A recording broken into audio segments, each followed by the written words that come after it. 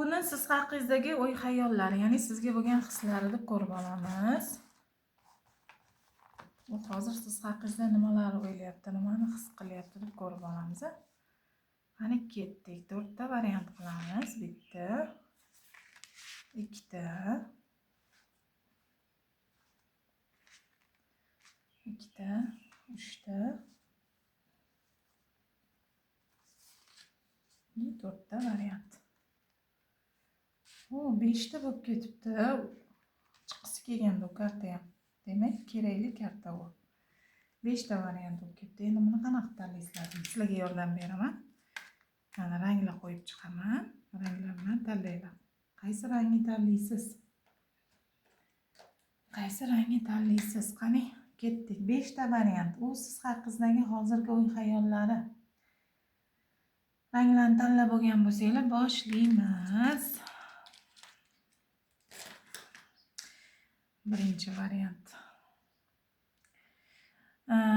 Hammasi tugadimi ekan? Birinchi variantni tanlaganlar, birinchi kartani hammasi tugadi, balki boshqa yo'l yo'qligini, balki boshqa imkon yo'q deb umidsizlikka tushgan holatda o'ylayapti. Ya'ni o'zini qilganlarini tushunib yetayotganligi, endi yo'l yo'q deb qo'rqayotganlik holatida turibdi hozirgi hislari. O'zini ayblab turibdi. Ikkinchi kartani tanlaganlar, yo'l qidiryapti siz tarafga. Ya'ni sizni o'ylayapti, sizni eslayapti, siz tarafga yo'l qidirayotganligi, izlanayotganligi, qanaqa qilib, nima qilib siz bilan gaplashish, aloqaga chiqishni o'ylayotganligi, hozirgi o'ylari. Uchinchi kartani tanlaganlar, uchinchi kartada sizga kutilmaganda u inson tarafdan surpriz keladi. Ya'ni yoki telefon qo'ng'iroq yoki bo'lmasa sovg'a salom bilan siz oldingizga kelishi plan qilyapti.